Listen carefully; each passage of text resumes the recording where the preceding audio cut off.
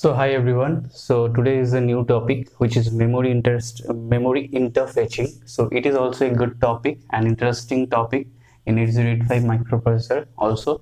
So let's see and try to understand what is interfetching. What does it mean actually? So the interfetching means that to store or access the binary data, to store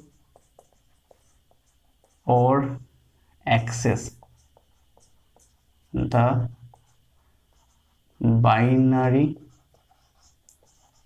data. So that means that interfetching basically. So to do that thing, to store or access the binary data into the microprocessor, so microprocessor should be able to do something. So microprocessor should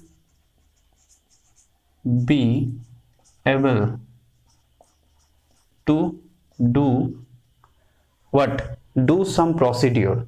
So okay, so what are the procedure? First procedure is it needs to select the chip.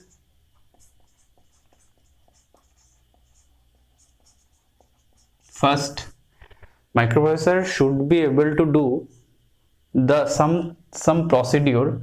So first procedure, select the chip. It needs to select the chip. Second procedure, identify the register. First it has selected the chip, then it has identified the particular register. Is a third is read from or write into the register. That means if microprocessor needs to access or store some binary data, that means it should be able to do three things that microprocessor can communicate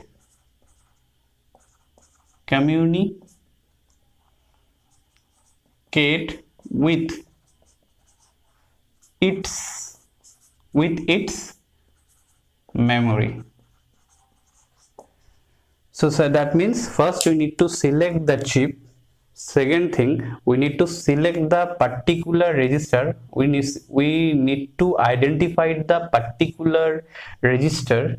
And third thing, we need to read, or sometime we need to write into something into that particular register. So that the way microprocessor will start to communicate with its memory. So this is basically the procedure of interfetching that we are looking for, and this three process is a most important process of the interfetching.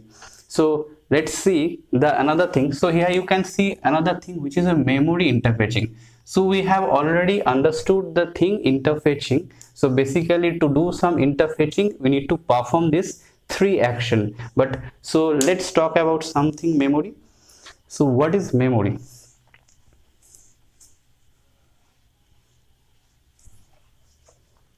So here you can see the memory.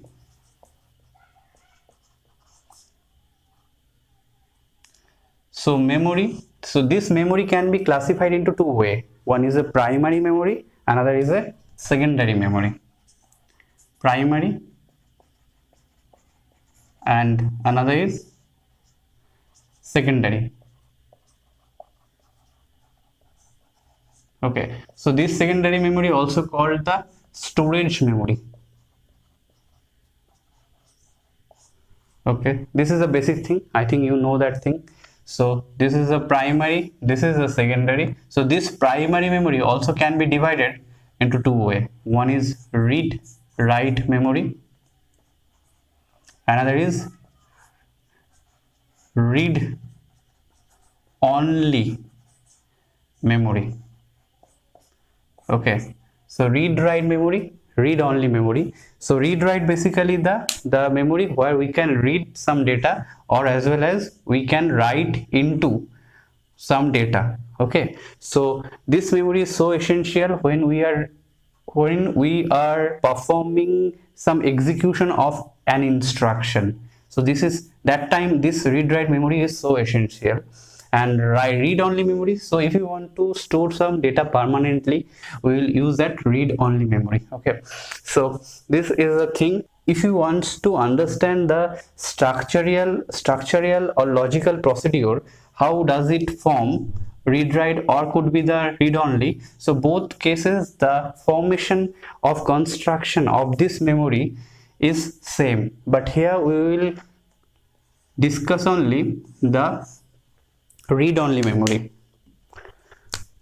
We will discuss only read write memory, not read only memory, sorry. So read or write memory. So basically read write memory, if you take a look here, then you will see basically this memory is this read write memory is consist of what? It consists of register. It consists of registers. Okay, so register is basically what? Register is basically a group of flip-flop register is a what? A group of flip-flop. Suppose you want to store 1 byte, you need 1 flip-flop. That means 1 bit. To store 1 bit you need 1 flip-flop. So that means to store 1 bit you need to do 1 flip-flop, that you have read, I think, digital. So digital electronics. So here there are register is basically a group of flip-flops. Suppose a register has been built with 8 flip-flop, that means a register with 8 flip-flop, that means it can store how many digit, how many bit, not how many digit, how many bit? It can store 8 bit. If a register will have 4 flip-flop, a register will have 4 flip-flop, that means how many bit it can store? It can store 4 bit. So this is an important thing. So here in the next slide we will start from a 1 flip-flop. We will take simply 1 D flip-flop, and we'll try to understand the whole structure, whole memory structure which exist in 8085 microprocessor. Basically in 8085 microprocessor the memory location exists is 2 to the power 16 or 64K, because we have 16 address line. So that's why we can, by this 16 address line, we can define this number of 2 to the power 16 number of different memory location. So 64K that will be, and we will try to understand that how this 64 memory location has been built in 8085 microprocessor.